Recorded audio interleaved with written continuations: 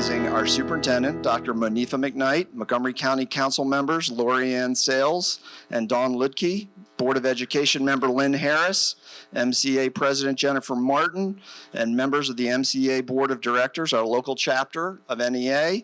Could any and all elected officials stand so we can recognize you, please? Thank you so much.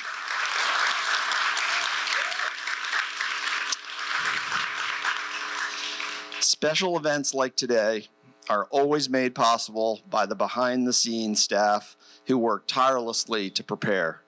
Here at Whitman and in the Montgomery County Public Schools, we have the best.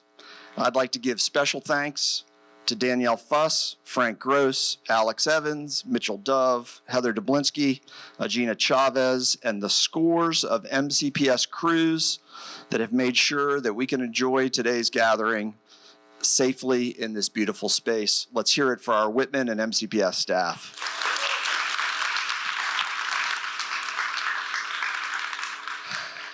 As I complete my 29th year in public education and prepare to kick off, thank you, Teacher Appreciation Week, it seems like yesterday that I was a new fourth grade teacher trying to figure out what I was doing with a class of 30 very energetic 10-year-olds.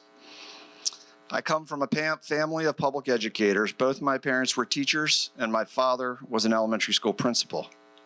That first year of teaching, I remember calling my dad from the teacher phone room. Yes, we had teacher phone rooms back then, and telling him that I couldn't do it, that the job was just too challenging, and I wasn't sure whether I was having any impact on my students. I also remember him telling me that it would be okay, that I'd figure it out, and that most importantly, I should find teachers who I looked up to and could learn from. His advice that day not only helped me learn to improve, but just as importantly, it ignited a career-long admiration for all the things teachers do each day to help each other in service of our children. So whether it was Jane Gallagher, my fourth grade teammate, who would come into my classroom during her planning period and show me what to do, or Elizabeth Kurtz, the incredibly wise and skilled first grade teacher who showed me how to be an effective reading teacher, I learned to teach through the tireless support of these giving and caring professionals. Over the last 2 decades, I've served as a principal at all 3 levels, elementary, middle, and now high school. Along the way, I've continued to be amazed and encouraged by the selfless service of so many extraordinary teachers who have made the difference in the success of our schools. Since those early days of my career, I've also, unfortunately, experienced the policy decisions and lived the endless, often negative rhetoric about the state of teaching in our nation's public schools. I remember the assumptions made about the qualifications of our nation's teachers in the No Child Left Behind era, the annual teacher evaluation requirements of race to the top, the attempts to boil down and oversimplify effective teaching by educational philanthropists through mathematical algorithms, and the attacks on our teachers for being concerned about their safety during an international pandemic. Thus, in our nation's efforts to find solutions for public schooling, the very lifeblood of education, teachers, have too often and unfairly been demonized as the problem. Today, I assert that public education continues to be able to adapt and adjust to the complex needs of society because of teachers, not despite them. Our teacher workforce continues to put the needs of students first and work relentlessly to meet them, often with insufficient pay, dwindling resources, and public discourse that too often devalues their efforts. Teachers continue to drive themselves to find new and better ways to teach while they prioritize the well-being and the needs of our students. In our audience today, we have guests who are teachers, lots of them. Professionals like my friend and colleague, Walt Whitman High School mathematics teacher, leader, Mr. Jim Kuhn, who's retiring this June after 33 years of service in public education. Mr. Kuhn, will you please stand up?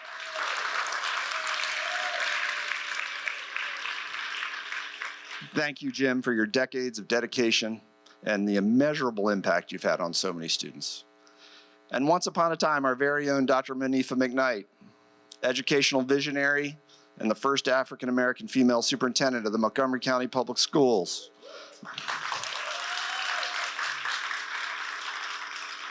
She served as an exceptional classroom teacher and teacher leader. In fact, she was on the staff of one of my middle school principal colleagues, and I remember contemplating trying to lure her away from Parkland Middle School. Now she's my boss. Thank you, Dr. McKnight, for the many ways in which you're prioritizing the needs of our teachers in MCPS and recognizing their efforts and excellence. Today, as we celebrate the dedication, commitment, and tireless work of teachers across the country, I also reflect on the work Dr. McKnight and the leadership of the Montgomery County Public Schools are doing to secure full funding from our county council for next year's operating budget.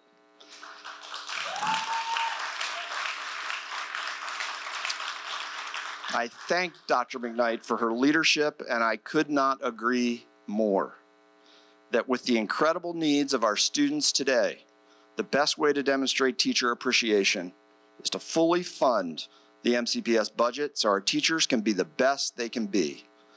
Collectively,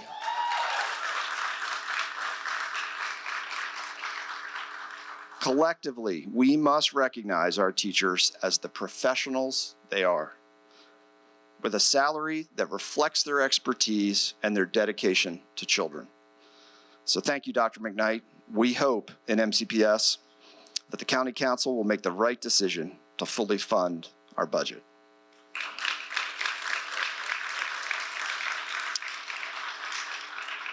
I'd also like to extend our sincerest appreciation to NEA and the Montgomery County Education Association for your tireless advocacy for our teachers, both nationally and here at home in MCPS.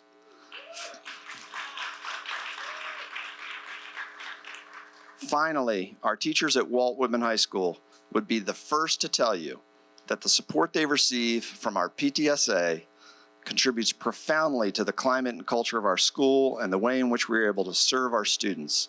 Thank you to the National PTSA and our local PTSA leaders who are here with us today.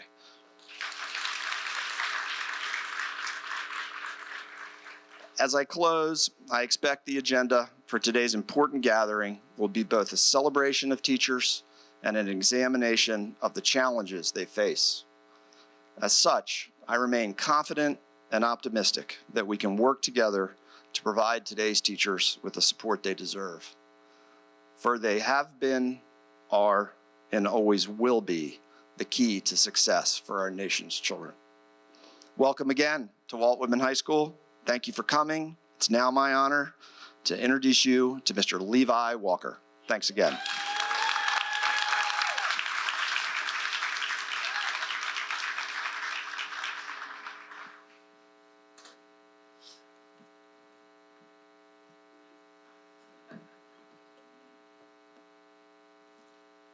Welcome everyone to our Teacher Appreciation Week Town Hall meeting, hosted by the National Education Association.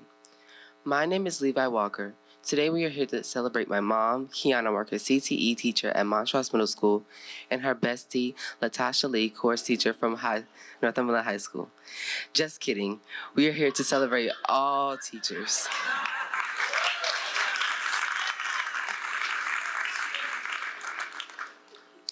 The definition of a teacher is someone who helps students build knowledge, values, and confidence. But it goes beyond that. Teachers inspire and motivate students to push towards greatness. My civic teacher, Marcy Canada, does all of that for me. Ms. Canada helps me understand the principles of economic structures of our government. She has inspired me to consider a career in criminal law. She says I'd be a great lawyer because I'm serious about my work, I enjoy proving people wrong, and I like catching them in a lie. Ms. Canada also pushed me to run for SCA elections. Last year, I was the first SCA president, and this year, I serve as SCA advisor.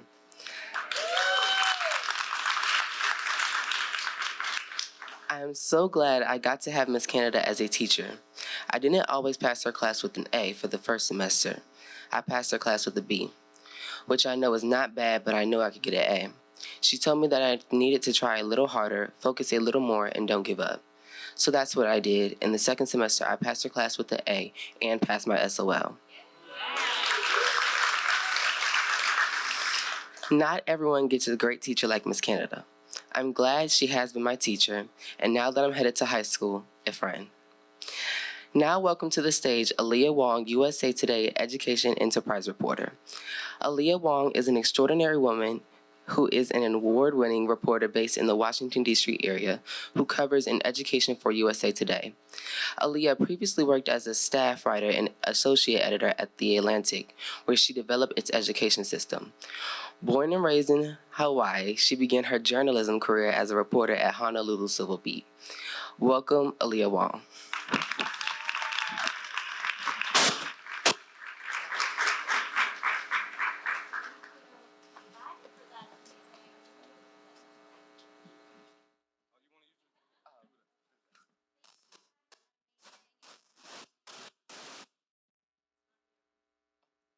It's not you. Thank you, Levi, and thank you everyone for being here for the NEA National PTA Teacher Appreciation Week Town Hall. I'm very excited to be here. My name is Aaliyah Wong, and as he said, I'm the education reporter at USA Today. I'll be serving as moderator of today's discussion later about the solutions that schools need. The program will be starting right around in a bit, 1:30, so sit back, relax, and enjoy the program. Thanks so much.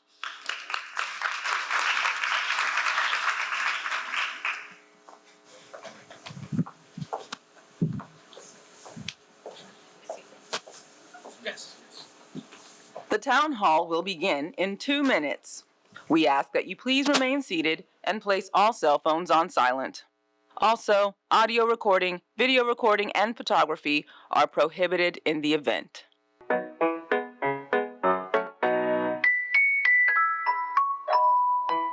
Thank you, teachers, for teaching us and doing everything that you do. You're very caring, loving, and very nice and thoughtful.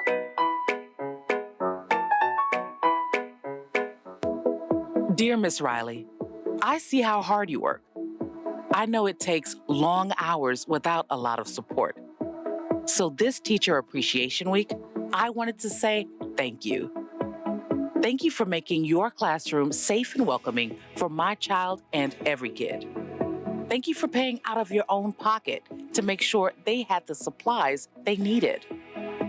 Thank you for taking extra time with their lessons, spending your afternoons tutoring so nobody in your classroom fell behind. My daughter is lucky to have you. I'm lucky to have you. So from me to you, thank you, Miss Riley. Sincerely, Carly's mom. Teachers, every day you are standing in the gaps and lifting our students up. Thank you for making sure our students have what they need and deserve.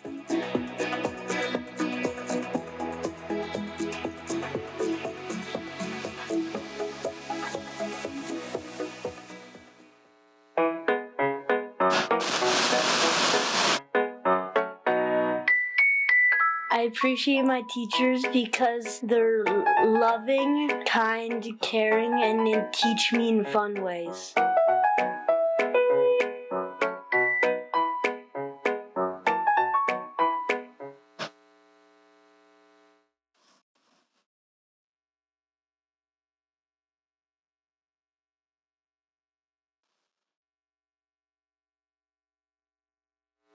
An education reporter at USA Today.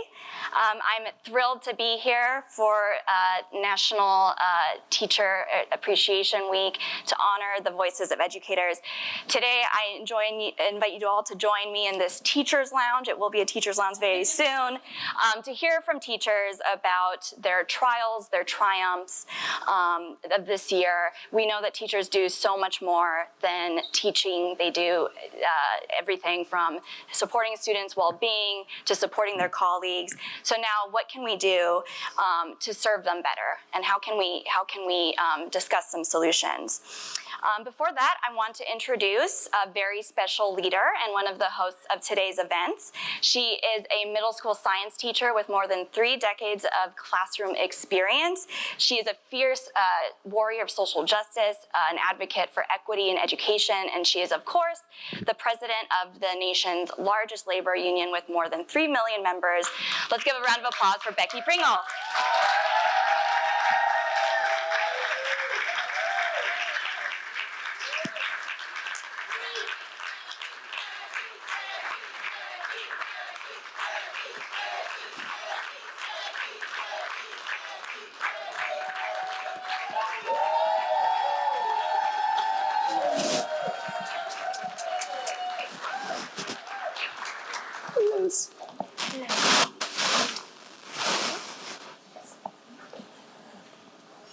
And I had the privilege and honor of being with about 200 educators yesterday.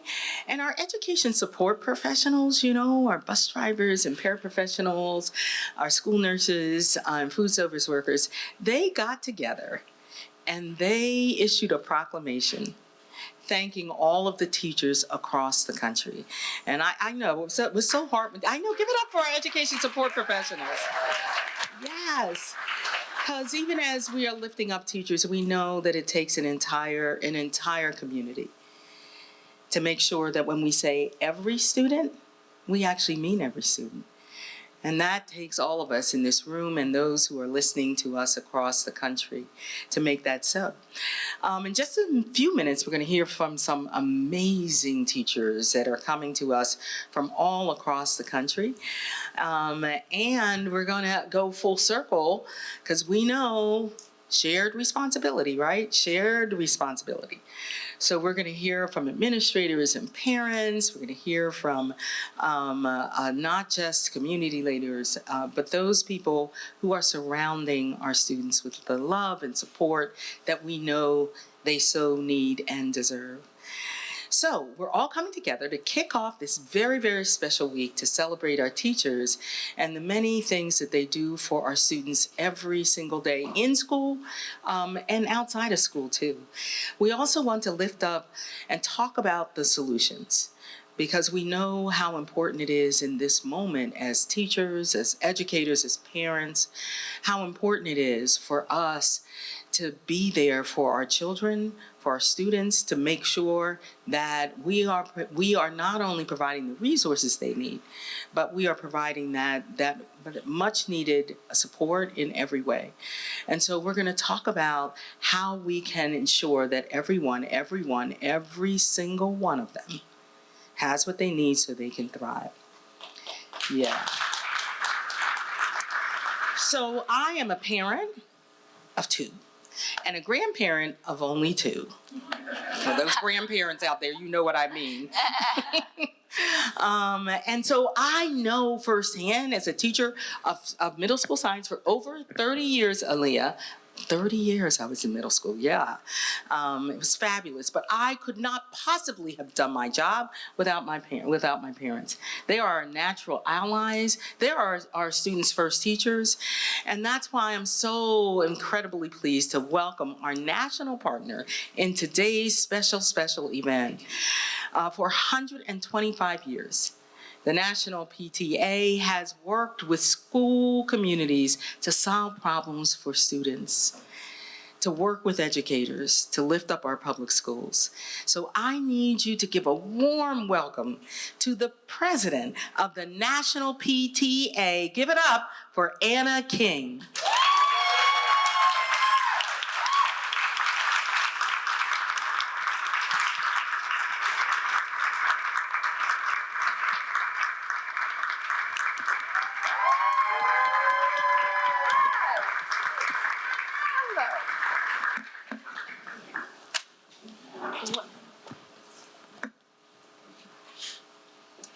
And I think, you know, we have another special guest. We've got a lot of special guests here, but we have another special guest that is joining us. She has been one of my favorite artists throughout many, many years. She is an award-winning actress.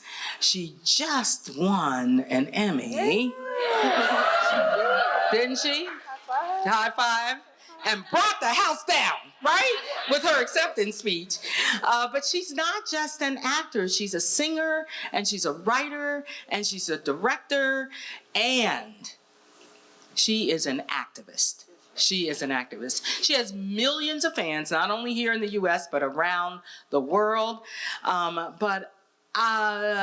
of her biggest fans are educators who are watching, and my grandson, is his favorite show, who are watching her every single week in Abbott Elementary. Yeah.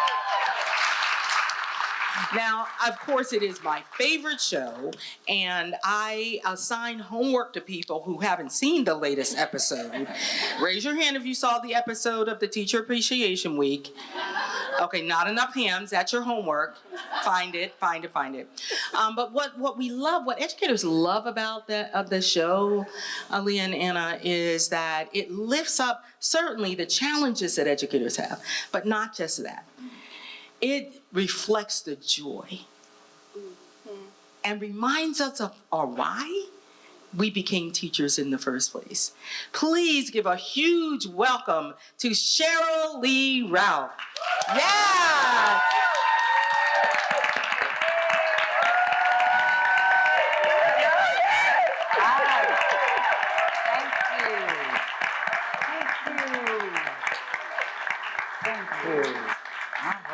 Sit next to you? Yes. All right, I will sit next to you. Hello. Hello. Good.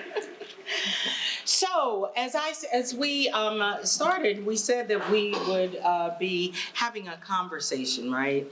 And we want to ask just a few questions of our panelists. So, I am honored to be here with all of you. Thank you. Today. I'm glad you're just joining us in our living room. Yes. You know how we do. We just keep going. And to learn from you today. So Anna, the NEA and the PTA have partnered for a really, really long time. And this, of course, is a very special event. So we partnered on Teacher Appreciation Week before, but we've never partnered on something this big, have we? All the time.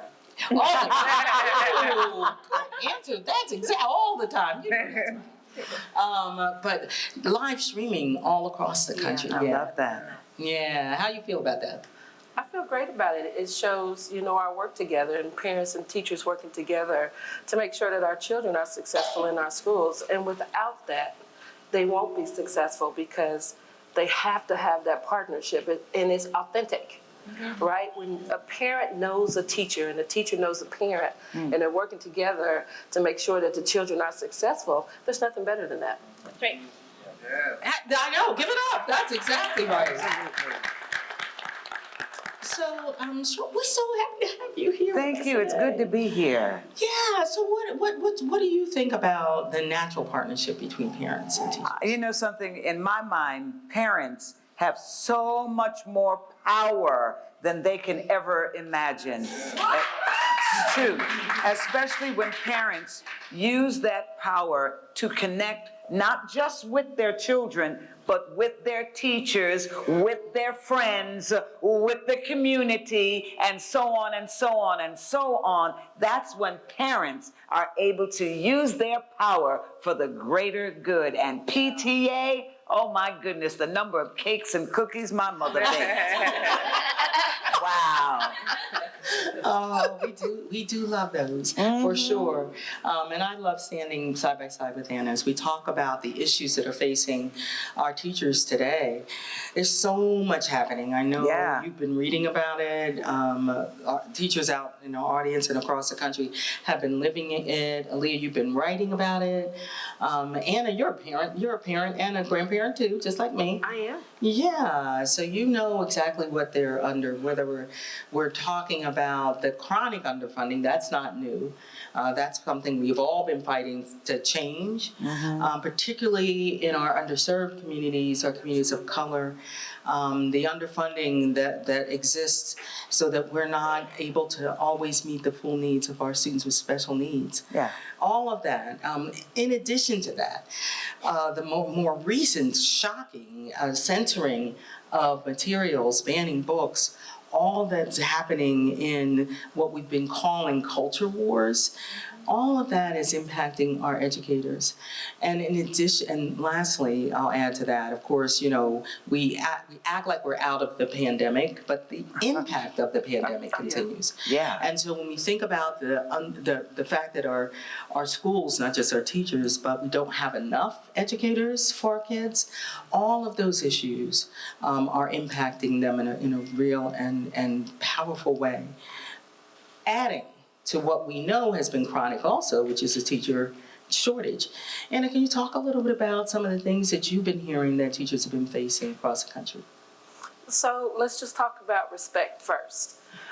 So if you think about it, there's only one profession that touches everybody, whether you're a doctor, a judge, an actor, actress. A teacher is the one that puts an imprint and makes an impact on our children. And across this country, we are having parents battling against each other in boardrooms, school board meetings. And there's a divisiveness right now. And our parents should be working side by side with our teachers. The parent is the first educator, teacher of a child's life. We have too many things facing our children, and our children are watching us all across this country. They're watching the adults and making the decisions. But our babies need to be in buildings that are safe, welcoming, and valued. And the teachers do too. And so when the parents use their voice, you talked about the power to make that change. That's how we can create that change, is by knowing each other and speaking up for each other. You also mentioned something about respect for teachers. I think that sometimes teachers do not get the respect that they deserve, because this started out, this is just me thinking, this started out as a female profession. It still is, almost 80%. And being a female profession, it is easy for outside powers that be to say, well, you should just be happy with what it is you get.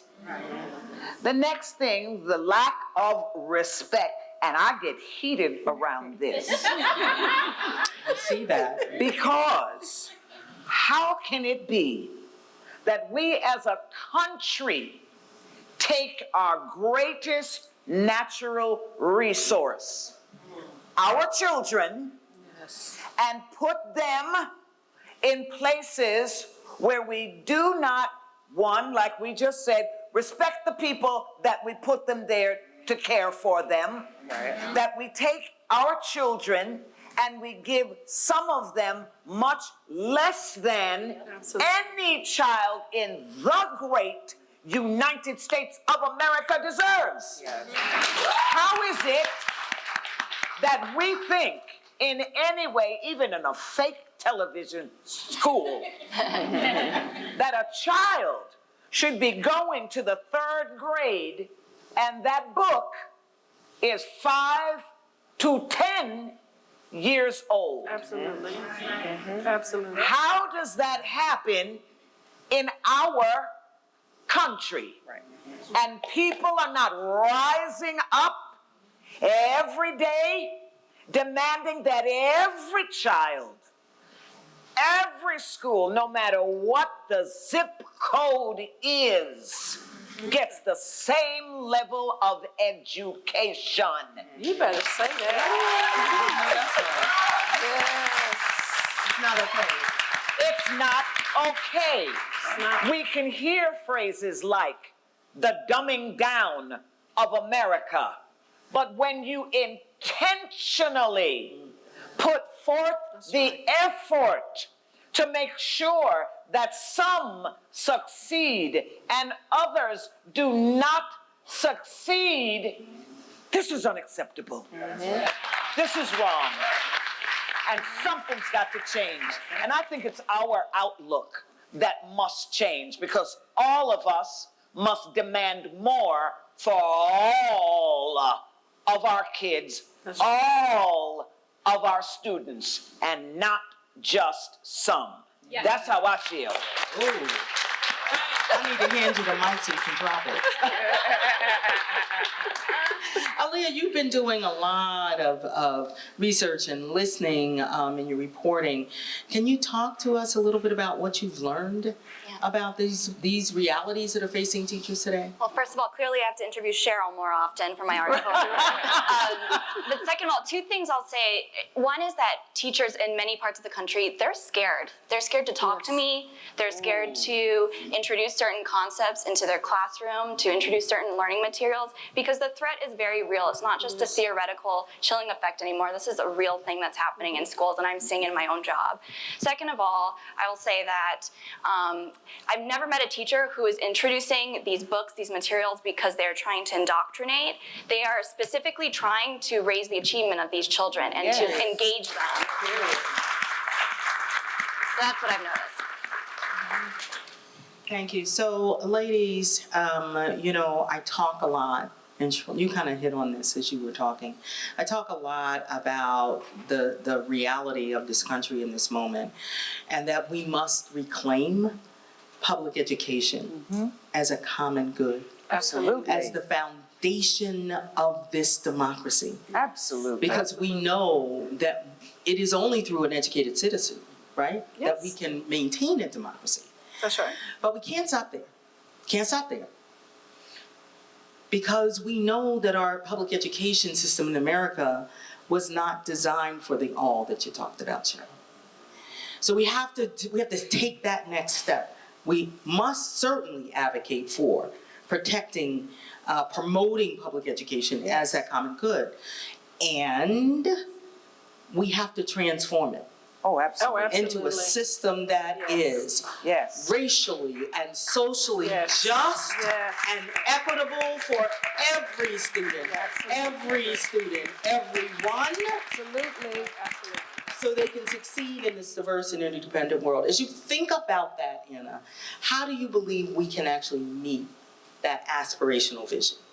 By working together. Yeah. We're separated right now, right? Parents versus teachers, and we have to stand firm together. There's a T in PTA for a reason, because we know that parents and teachers working together are successful and will make that impact. And not being divided. Our country is already divided. And so when we have parents, and prime example, I know all of my kids' favorite teachers because we're friends. They had my number, we would call. You build on those relationships. Yes. You give the teachers and the schools the resources that they need. You let the parents be a part of that education. Then that's how our kids are going to be successful. But first, we got to talk to our leaders in Congress and in our states and hold them accountable to doing the right thing by funding our school districts and giving our teachers a raise and pay that they can actually live on and not have to have 2 or 3 jobs. Wouldn't that be nice? Say that again. Pay them well. That's right. Yes. Aaliyah, as you listen to people all around the country, and as you think about what you want to share with your readers, and you think about that aspirational vision, what is it that comes to your mind that you've heard that you report on? Mm-hmm. I think what I hear from teachers most often is just this real need to show all the invisible labor that they put into their job. It's not just the things that we see on TV shows. It's not just what we read about in everyday articles. It is these very nuanced interactions that are happening. I just spent months, virtually the whole school year, following some schools in this area, and I can say I've never appreciated teachers more than I do after this project. I mean, first of all, I was exhausted by like 11 a.m. because you start your days at like the break of dawn, truly. But just, I mean, the amount, every single second is accounted for because you guys, and perhaps more than ever, really value the every single second of learning that happens and appreciate how transformative each minute is. And Leah, thank goodness in this area, where we are right now, but the people who are listening around the country, that's not necessarily true. In this area, they're not dealing with that constant threat of books being banned. But I know you're talking with teachers where they are, and you talked about that chilling effect, which is a term I've used. But I will tell you, as I visited teachers, and we'll hear from a teacher later in Florida, and other places where they're actually living it, it's actually beyond a chilling effect. Right.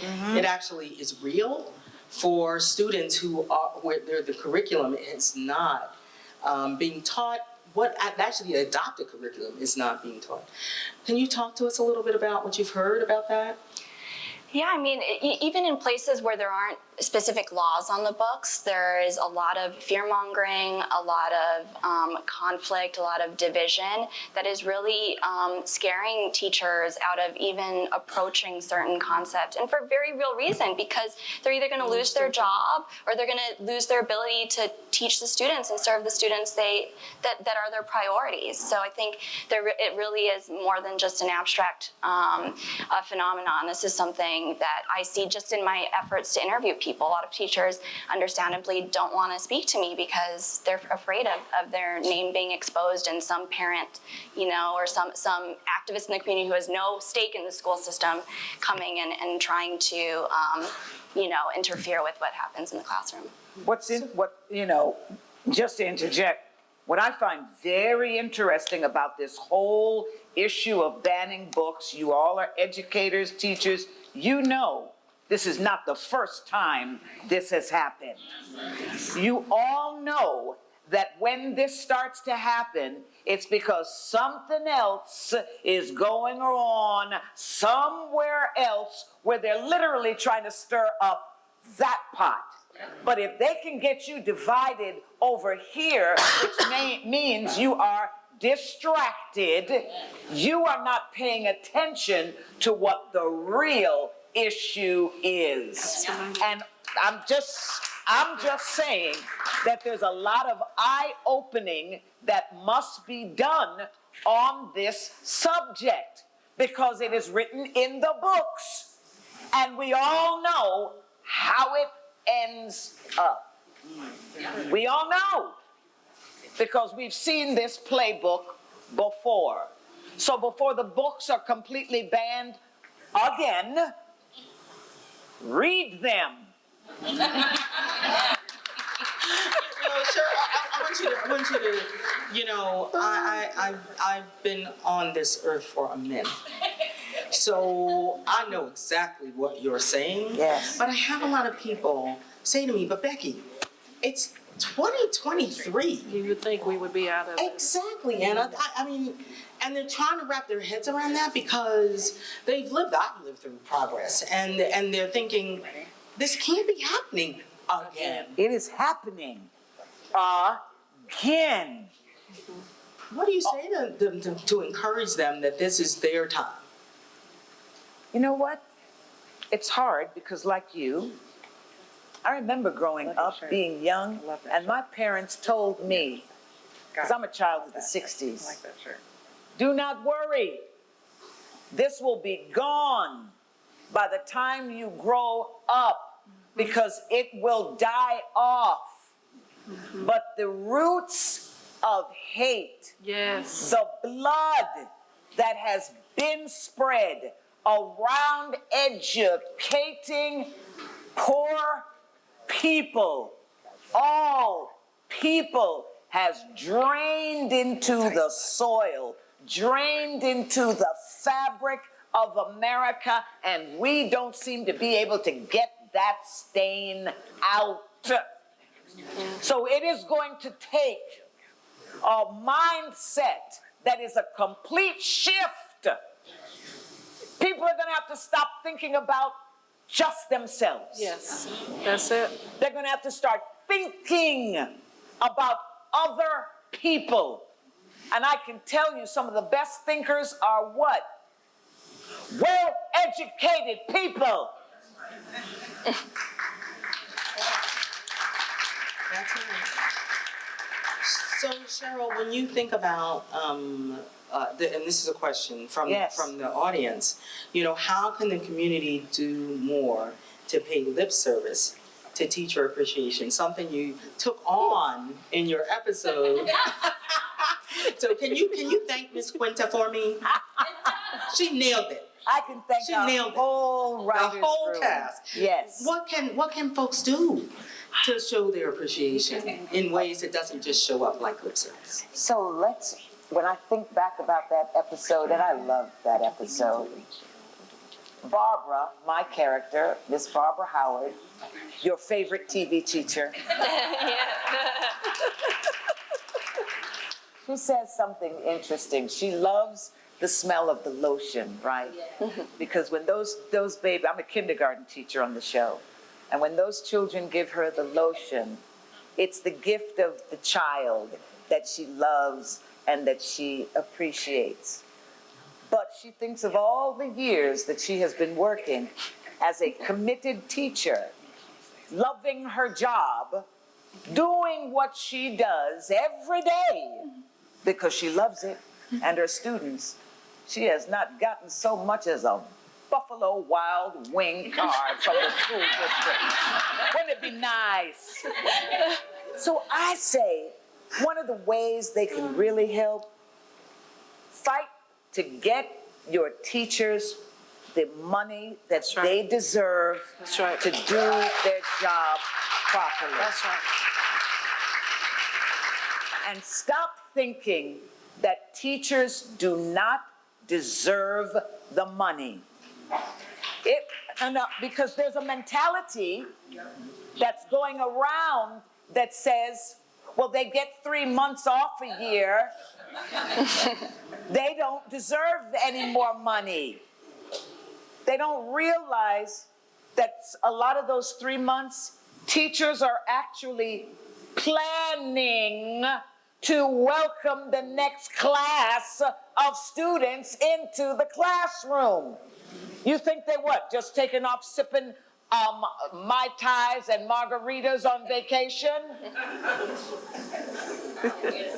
I wish a lot of them had the money to go on vacation. Janine talked about that too, didn't she? And I'm very serious about this. That is why I'm very thankful that there is Abbott Elementary on TV, where you see teachers as real human beings and not just the butt of these jokes. I'm going to go back and say what I said to you. I do not understand why we take our greatest natural resource, our children, give them to a building and people, and then figure, well, they should just be happy to have my child. They need to be paid to prepare your child for the future. They need to be paid for the commitment of them going to college themselves. I don't know. We don't even want to forgive debt Tell it. to people who deserve it. We've got teachers who are still trying to pay off their education to educate your children. I'm not understanding why, and I come from a family of teachers, why we cannot get it in our heads that they are deserving. Parents, because there's some parents who look at teachers as daycare workers. And sometimes I want to say, don't y'all remember the videos and Zooms and things you put up there? I had no idea my child was like this. I didn't know it was so hard. Oh my God, how many more hours? Wait, I just can't set them at the kitchen table. Oh no, now I've got to keep their mind going. I can't do it. That's right, you can't do it. Wait a minute. Wait. I gotta take up for parents right now. I gotta take up for parents. Okay, all right. It was a learning experience. And you know, Oh, they had to get educated, they didn't they? themselves got educated, and then when they found out how hard it was, if you remember, as soon as it came out, there were tons of parents advocating for teachers because they understood that the job is hard. And then we can't think about the different cultures, because there are so many families too that trust the education system because that's their culture. So yes, there were a lot of parents in fear, right? Because they had no idea how hard it was. But those parents stepped up. They brought teachers when they started in schools. And just speaking about PTA, we had PTAs across this country because so many of our kids didn't have internet. Get buses and provide food and things, not only for the families, but for the teachers as well. So parents stepped up. They might have been fearful at the beginning because it was hard. Oh, yes, they were. And it was hard for teachers too, because teachers never had done that before either. And so it was a learning experience for both. But it taught. It is something that we are in a learning process right now. We'll never go back to where we were and what we was. And it's building upon that. And that's why this partnership between parents and teachers is extremely important and not divided, right? Fear, yes. But when a parent can use their voice, you talked about this earlier, about the power of a parent's voice. The parents across this country have the power to create change through the education system, and we have to hold the people accountable that are making the decisions that affect education and advocate for our teachers, and not just our teachers, but everybody in the school building, from the principal all the way down to the janitor. That's right. And you know what, Anna? Their parents didn't just step up then. They're still stepping up. They are. They're still stepping up. Yes, ma'am. Well, we could go on all. Yes, we could. Yes, we can. So give it up for an incredible panel. Yes. So, of course, we want to hear from our teachers. So it is time to meet some amazing teachers from all over this country. We are joined by those who have common experiences and some experiences that are a little bit different. We want to hear and honor their voices, of course, today and throughout the year. Please welcome to the stage Mandy Jung, a 7th grade teacher from St. Paul, Minnesota. Aaron Freeman, a high school history teacher from Broward County, Florida. And Keith Kelsey, a music educator from Baltimore.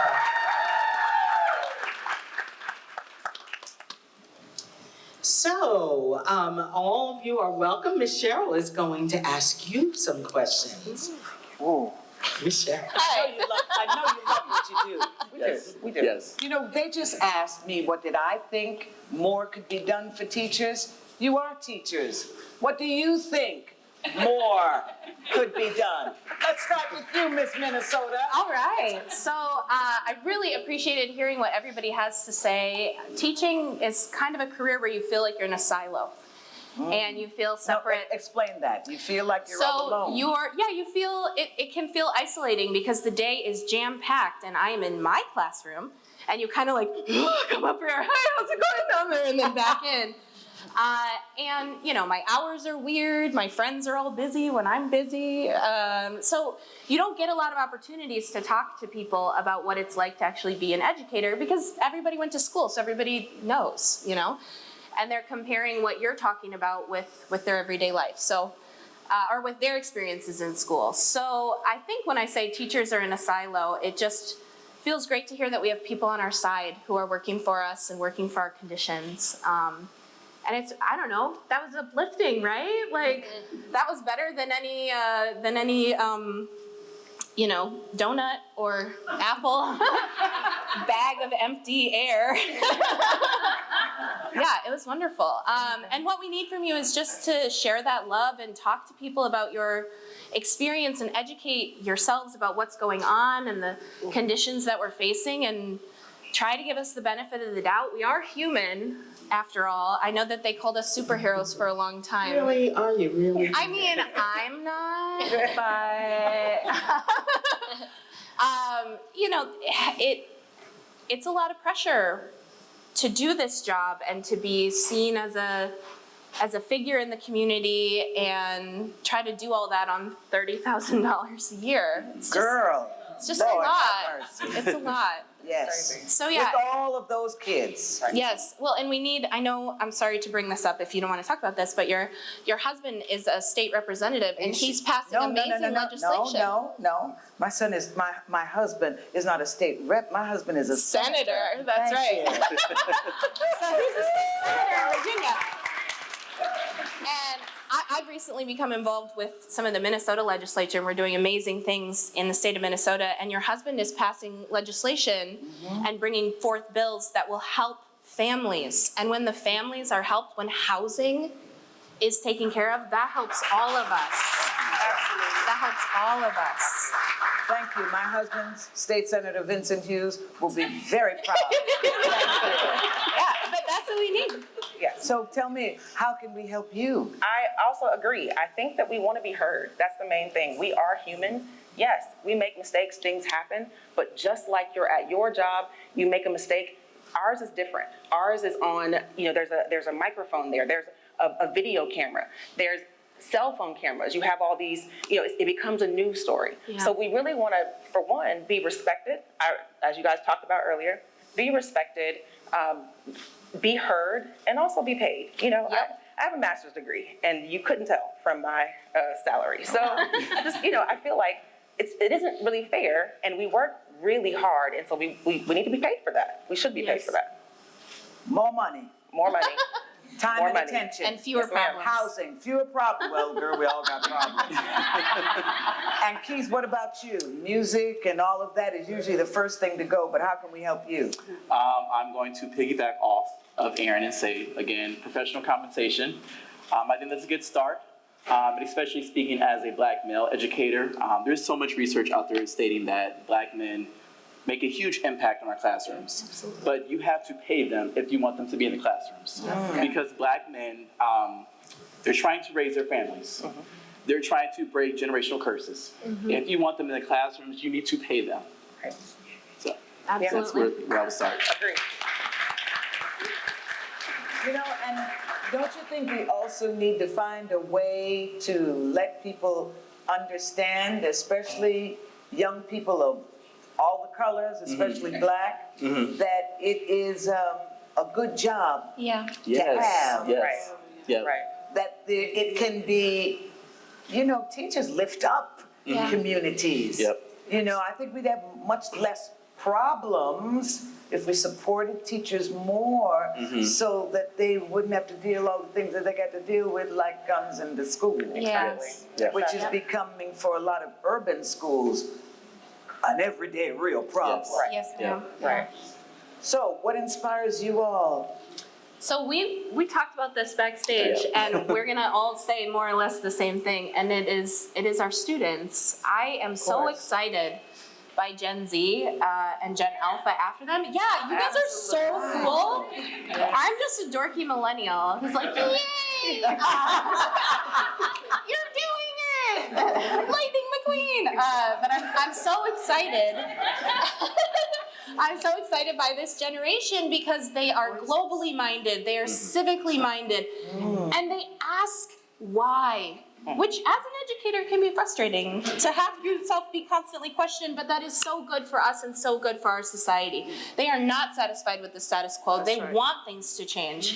And I just, I get so excited every day in my classroom. I'm like, you guys are gonna be amazing. I've heard that a lot. My kids are the end of the millennium, and they say these Gen Zers are kind of great. I love that. What inspires you? I agree. I think it is the students. There are times in my classroom where things can be going crazy, and a student will say something that is so brilliant that I'm like, okay, like, y'all are going to be okay. We are going to be okay because we understand that children are, our future, really. And so sometimes they say things that are so profound, and they say things that really make me feel good as a teacher, but also know that we're going to be okay, and that the reason I'm doing this is working. Yes. So what was one of the things that you heard that made you feel there are good? so many different examples, but I am a student government association advisor. So it's SGA. So I do that because we need more money, and so I do anything that gives us more compensation. But I really enjoy being the SGA advisor because I have these kids who want to be leaders. Yeah. And so I have a few kids now that have stepped up, and anything I need done, before I even ask, it's already done. And it's just, it's weird to me, because I'm just like, I was gonna ask, okay, well, you already did it. And it's so refreshing and good to have that, and it makes me feel good, and I know that we're gonna be okay. Yeah. I love that. That's good Yeah. parenting. Yes. That's good parenting. Yes.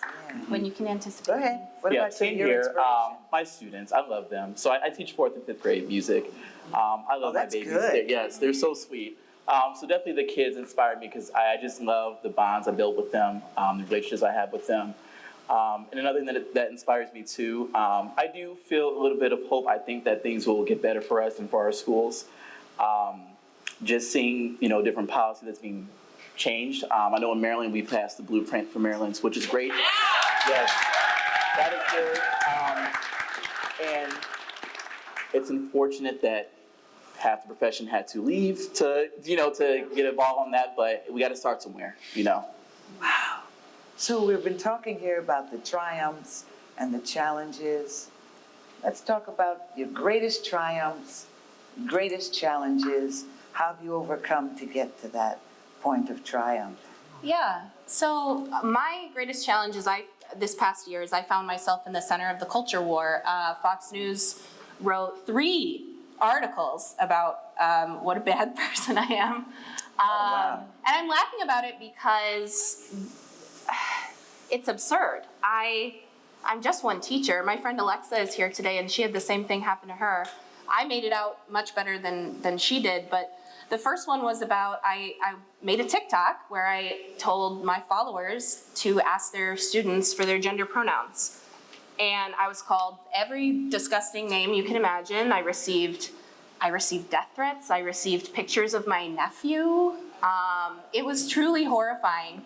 Wow. And again, an extremely isolating experience, but one that I am grateful for, because I looked to my left and I looked to my right and I looked to my students, and they all had my back.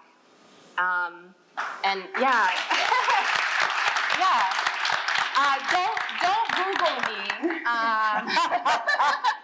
But truly, the community gathered around me and they said, we're with you. I was following district policy, and all press is good press, right? I don't know about that. Right. It's interesting that you bring up the whole idea of pronouns. It's like we're in the middle of change. Yeah. And if there's nothing more constant than change. Absolutely. And right now, as our society grows and we continue to welcome more people into it, people are learning that you don't call everybody the same. Absolutely. And I'm sure you all know this.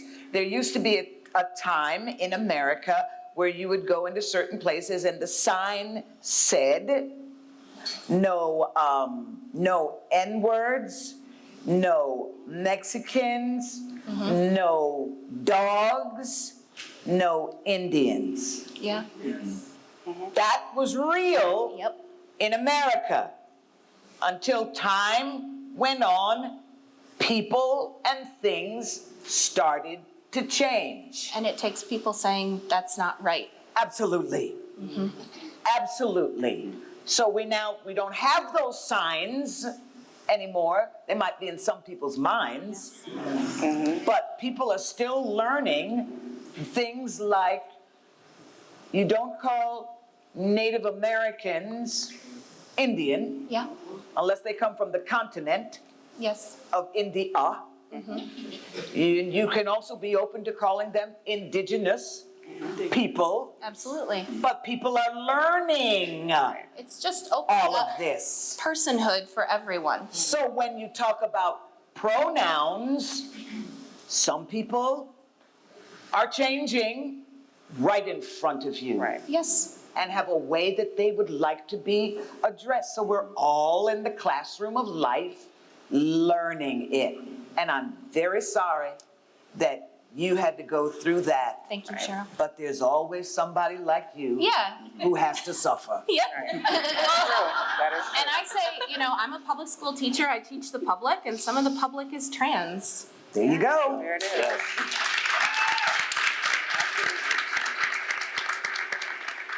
So we talked about culture wars. I am a U.S. history teacher in South Florida. Yikes.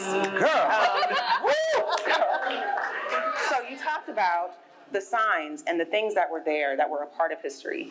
And right now there is legislation and things that are telling us not to talk about those things. And as a history teacher, I'm gonna be honest, I didn't like history until I started teaching it. I'm gonna be real with you. Wow. And so I had to find creative ways to make it fun and engaging for my kids. And now I'm being told that half of it I have to teach wrong or I can't teach correctly, accurately, which is hard. Let's just back up so Yes. our audience can hear that. You know what's right, you know what's wrong, and you must now teach incorrectly or don't teach at all. Yep. Right. Lord have mercy, come on now. Right. And that on top of, teachers are very creative people. We have to be creative. And so it takes time for us to plan. It takes time for us to come up with these lessons that are going to keep kids engaged and make kids like history and make kids want to be there. And for me, to make them pass their state test, because they are tested. I teach 11th grade. And so whenever I have all these challenges and these barriers put on me, it's hard. It makes my job even harder, which then makes me even more upset because I'm still not getting paid, and I have all of these extra challenges on top of, what the everyday things that I'm supposed to do. So it is challenging. However, we go back to the inspiration. I do have some amazing kids that make it worth it, but it's tough. It's tough in Florida right now. Yeah. However, I've heard a lot of people say that they're leaving Florida and they're done with Florida, but I wish people would come to Florida. You have to go to these places and we have to vote. That's really that's the answer. Yes. Tell me. For me personally, I worked really hard this year to address my own personal burnout. I know we all can relate to that. Because like you mentioned earlier, we have this invisible labor, right? And the way I address that personally, I have to force myself to work only during contract hours. Yeah. Not taking work home, not gonna think about it. If it's not done during, before 3:40, it just won't get done. It is what it is. And like a lot of teachers are, I don't want to say fearful, but we hesitate doing that because it can show that it comes off that you don't care. Yeah. That's not the case. When I do that, of course, I'm taking care of myself, but I also see it as an act of resistance because I feel like all of this invisible labor that we do, it's abused. It gets taken advantage of because people expect that. So that's the truth. Me addressing my personal burnout, of course, taking care of myself, but also it's an act of resistance. Wonderful. We just looked at each other and we said, invisible labor. Yeah. And once again, to say that people do not see the actual work that you are putting in, not just in the classroom, but what happens outside of the classroom, what happens before you get to the classroom, and all of those hours add up to something that is worth far more than $30,000 a year. Amen. Far more. I know that I could sit here and talk to you all much longer. I love the history of it. I love the government of it. I love the whole music and choir of it all. Those are all of my subjects. But we're going to have to end it here. Is there anything that you'd like to say to our audience before we wrap up? Just anybody. Thank you so much for being here and supporting us and supporting the teachers in your schools. It means a lot. And keep pestering the government. Just pester them. Pester the government. Vote. Absolutely. There you go. Anyway, we did have one question from the audience. Should we skip it or can I ask it? Okay, I'm going to ask it. So to all of the... See, you thought it was over. No, that's fine. That's We're not used over. to staying late. Yeah.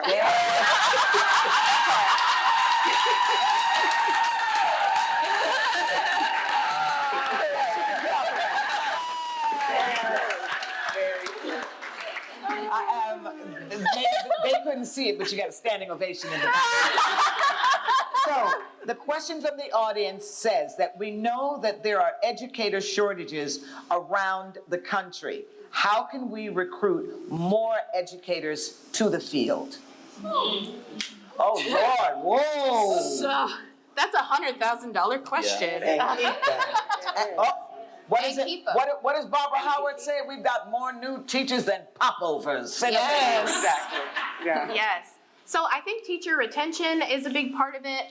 In Minnesota, we're working on our pension plan. We rank something like 49th in the country for worst pensions, which is a shame because we take really great care of our educators. So I think having a great pension plan, having great benefits, making teaching is already a great career for parents, I think. I'm not a parent myself, but making it so that you can retire before your knees give out when you're rolling around on the ground with kindergartners. I think that would go a lot for retention and recruitment.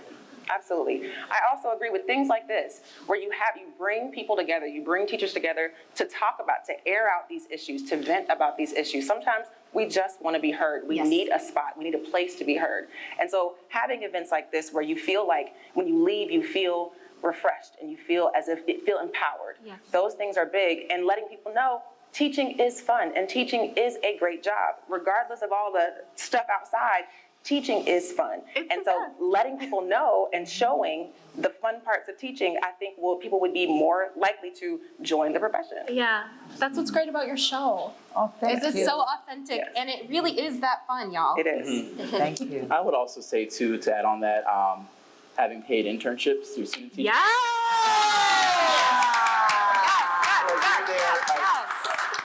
That whole semester, you're paying tuition. Yeah. And you're doing a full-time internship Monday through Friday all day. And I just thinking back when I did that, I worked nights to support myself. Like it's a lot because every other I don't want to assume, but many other professions they have paid internships. Absolutely. So that's a way to start, and then really investing into the younger teachers. I spoke about burnout moments ago. A lot of teachers don't make it past year 5 because they're so overwhelmed. The job is so hard.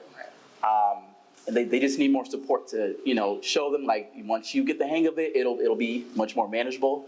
But we have to support our younger teachers. Absolutely. Yes. I love that. That's the Abbott Elementary of it all. Listen, I love all of you so much. All of you teachers, all of the educators, all of the unionists, all of the parents that are doing what they're doing. And I just want to say I was a teacher for all of 2 days. 2 days. And I couldn't take it for 2 days.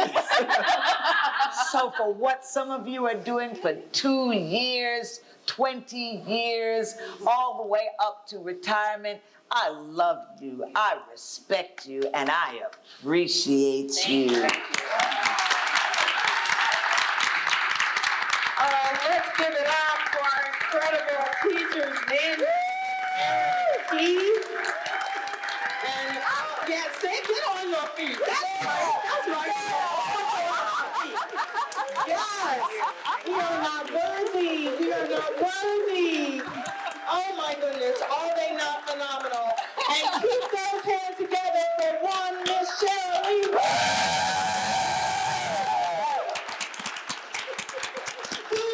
Hold on, it's not appreciation this year, Sheryl. That A for appreciation? Yes. This is what I heard you say. Come on. It needs to be about action. Yes. Action. Yes. Action, taking all that we just heard from our teachers today. Absolutely. And seeing everyone's role in making it so. Absolutely. Thank you so much for joining us. Thank you. Yes. Yes, as we transition to the third part of our program, we're going to hear just a brief message. Thank you. You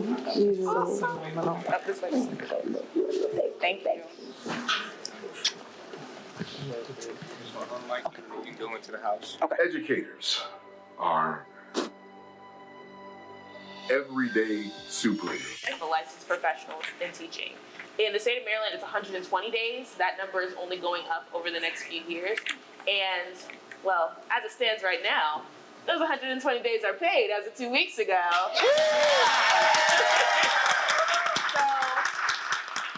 I'm I'm really happy to say that I was a part of the group that made that legislation pass with Governor Moore's group to get paid student teaching internships in the state of Maryland. But this isn't a Maryland issue, it's a national issue. I want to be clear when I say there is no shortage of aspiring educators. That's just not real. There are aspiring educators all across the country. While doing this advocacy work, I've seen thousands of people that have dreams of being a teacher, but because of financial situations, oftentimes outside of their control, they don't get to be teachers. I graduate in 13 days. Nine people will graduate my education program at Morgan, 9 of us. There aren't just 9 people that want to be educators at Morgan. There are so many of us, but oftentimes we can't afford to just not work for a year. Those 120 days, it's full time. I'm in a classroom, I'm spending all my time with my kids. I love them, they're my favorite people, but I'm not getting paid to do that. And for a lot of people, they just can't stop working. At 21 years old, I'm in more debt than I'll probably ever see money in my life. And there are people that just can't do that. They just can't sign away on the dotted line to get student loan debt and do those things. And so they leave education before they get a chance to even have their first classroom. So if we want to get more people in the classroom, we need to make it a national priority to get paid student teaching internships in all 50 states. If you're going to require me to teach, to become a teacher, you need to pay me to do that work.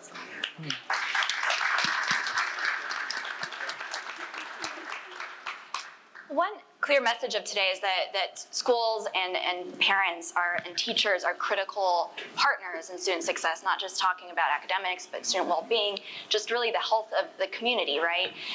Evelyn, what are some examples of families successfully working together with schools that can be replicated in other communities? Sure, so Montgomery County has 210 schools, and so we have a county-wide PTA, and then we have PTAs at our local schools that have different roles. So at the county level, actually under our superintendent this year, we now have bi-monthly curriculum stakeholder meetings, and that includes parents, teachers, the central office folks, and it's a really good opportunity to talk about subject matters and specific things that are happening in the classroom, and sort of reach common ground and understand each other's perspectives. In addition, at the county PTA level, we've been starting to have regular meetings with our teachers union, talking about so we've learned a lot. I think we've been able to share our perspectives. We've talked about digital balance, social emotional learning, the budget. Also, we've learned as parents things that maybe are not on our radar, like growing absenteeism, cell phones in the classroom, where we could help, but maybe parents aren't aware of what's going on in the classroom. And then obviously at the local level, there's a focus on direct engagement and services for families, because the teachers in the schools obviously for privacy reasons also, are more aware of what families need. And so you saw a lot during the pandemic, local schools working together with parents, where the parents will help with collections and drives for school supplies, for grocery cards, and things that families will need, while the schools could directly interface with the families and get it to the families that needed it. We also understand that at our level, that our PTA in many ways is not representative of our community, and so that's an area where we can work with our schools, our principals, and our teachers to identify parents that we're not reaching. They have different communication networks, and also parents that are in the schools and volunteering but are not members of our PTA, and how do we reach them? So those are a couple of examples that I think a lot of communities could also do.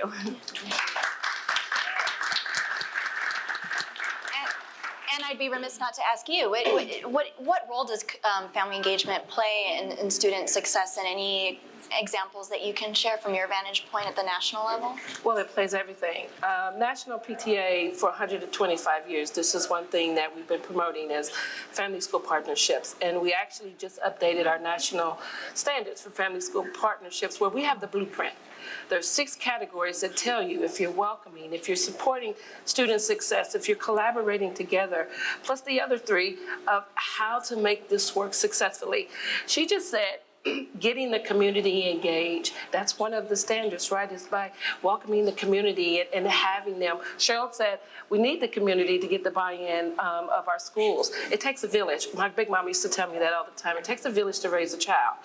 And that's a true fact. if our schools are welcoming, if they're inclusive, and if they bring parents to the table. That's the important piece. Not just having parents there to provide resources, but actually bringing them to the table, which I really love that you're doing. You're including parents at the table so you can educate them on how the school system works. Parents are fearful because they don't know how the school system works. Parents are working themselves, so they really don't have time to be really involved in the school. So when you educate a parent, you bring them to the table, you hear their voices, not just to give them a talking piece, but actually take in, right? Listen and learn from a parent, and a parent listening to learn from an educator of what they said and become true partnerships. That's how we can fix this situation, but it has to be authentic and it has to be coming from both sides.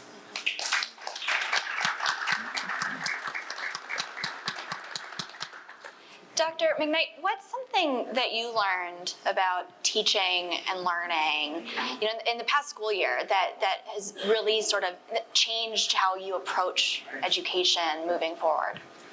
So simply stated, I'll say everything.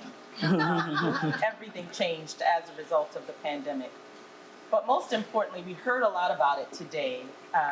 And what our community saw during the pandemic is that we actually cannot operate without teachers and educators who are present to provide students with what they need. And now we're seeing the impact of them not having that for a while, and we're still having to address those needs. And so we've talked about funding from the very beginning of this program, and I'm going to come back to that. We are now at a space in which we have to make a critical decision. Are we going to create the future of public education in the way that we should, in a way that we know requires respecting educators, embracing education in an innovative way, and that means providing the resources that are necessary. That means to our teachers and to our educators, and that also means involving the resources that they need to do their jobs. It's great when we pay them, but if we only pay them and then don't provide the resources to help them get their work done, to help them get the things that they need, to help these children today thrive in the classroom, who learn very differently than any of us did in our spaces, because it's a different day, then we have to provide the resources for that. And so I think it's a call upon me and others who are leading districts and others to actually, as the Secretary of Education stated, really call upon our local funders to muster the political will to fund education in the way that it should have been funded long, long ago.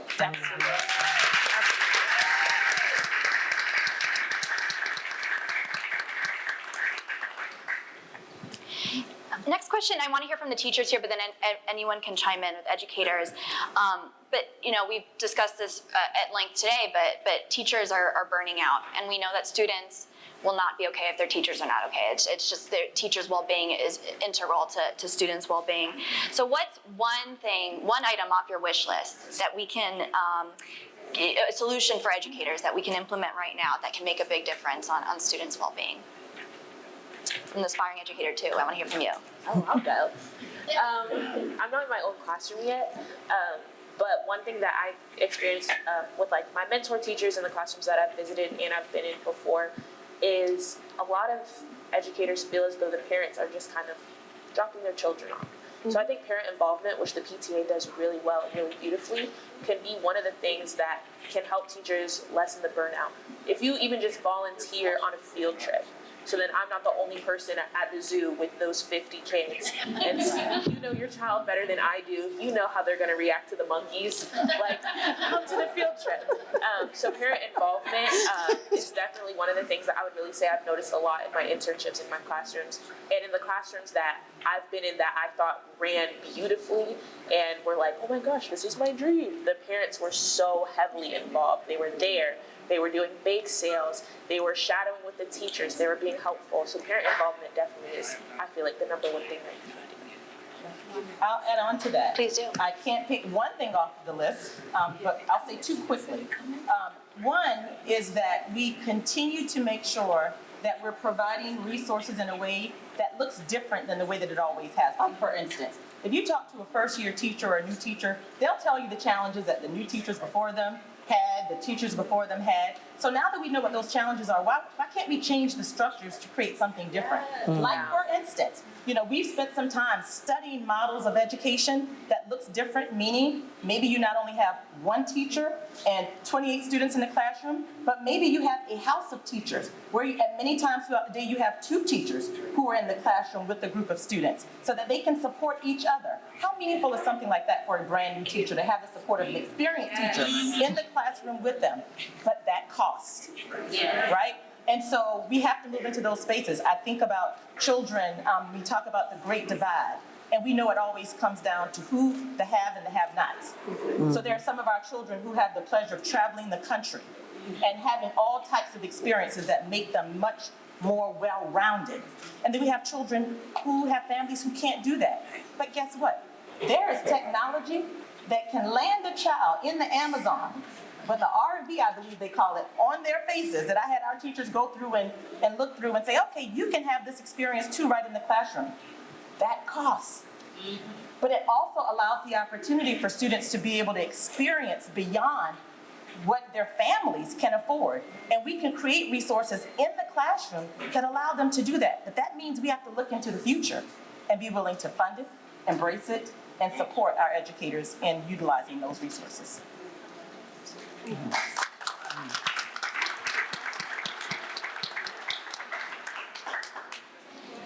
Becky, we'll end with a question for you.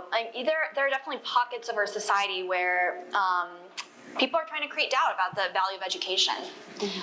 What do you think is the role, the future of teachers' unions at a time when public education is coming under so much scrutiny?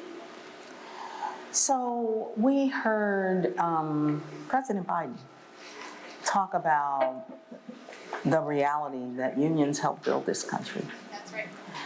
And he said that with a knowledge and understanding that when you have collective voice come together, there is power.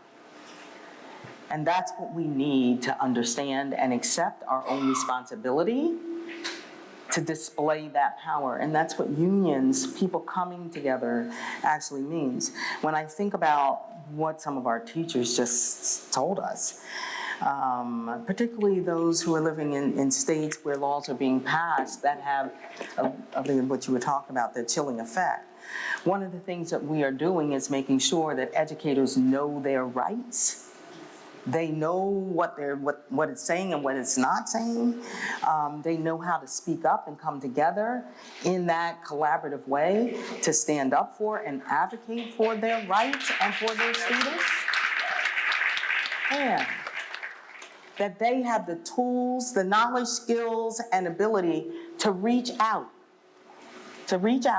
That's right. Within our education family, which we didn't always do, right? Oh, absolutely. But we're doing it now. Stronger together. Stronger together. With our parents. You better say that, girl. I know it. Together, yes. And with everyone else who understands the absolutely critical role that educators play in the lives of our students. We talked a lot today about the challenges, and I just addressed those right now. For us as a union, which a lot of people don't know about, is not only are we advocating for the better salaries and the working conditions, and I love what you just said, Dr. McKnight, about reimagining what those classrooms look like. I would add to that, as I traveled around the country, the other thing I heard our teachers say to me is, Becky, we need more time to be able to do all the things that we need to do. We can't reach out to our parents, Anna. No, you can't. And be expected to do that. Keith got to raise that before, right? Expected to do that within 24 hours. We are human. We have to eat. We have to take care of our own family. We want to, have fun and enjoy ourselves and replenish ourselves and learn and all those things. So how about restructuring the day? So that within that day, we are not only in front of our students teaching, but we're collaborating with others, which is what happens in other professions. There's time to collaborate. There's time to call parents. There is time to learn together as professional learning communities. There's actual time to do that. So So we're not only talking about the pay, which is all so important. We're not just talking about the work conditions and benefits. For us as a union, we see that as one of the pillars of our unionism. But we also know that it is union business to advocate for racial and social justice. That's union business. Because we understand that at the heart of education justice is racial justice. It is social justice. We have to use our collective power to make sure that all of our students have what they need and they deserve. That other pillar of our unionism, which you heard our teachers so eloquently talk about, is that we as a union have to take responsibility for our own professional practice and being given the space and the resources to do just that. So I can tell you that the National Education Association is putting resources in all 3 of those pillars, because when I go back, when people ask me to talk about my why, I always go back to not only, I don't teach science. I teach children. That's right. That's what I teach. I teach them the wonders of science. And so that means that I have to look at that job in a way that I am addressing the whole student. So when I think about the work, the important work that our union does, it is about that whole student. It is about that whole educator. It is about that whole systems, all of those systems coming together. So like I said before, when we say every student, we actually understand it's our shared responsibility to mean every student. Yeah, that's right. Can I share a fun fact? Please do. Okay. So, Teacher Appreciation Week, I just have to tell you how this got started. In the early 1950s, First Lady Miss Roosevelt decided that it was important to appreciate teachers a day out of the year. So she fought with Congress, well, didn't fight with Congress. She talked to Congress and encouraged Congress to make sure that they created a day with the help of NEA. To say, we should appreciate our teachers. But in 1984, the National PTA said we shouldn't just have a day, we should have a week. And so you had parents advocating for that, and that came to be. And so this is how teacher appreciation came to be. And I just have to say, as a parent, one of the oldest and largest parent associations across the country, it is important for educators and parents to work together, not divided.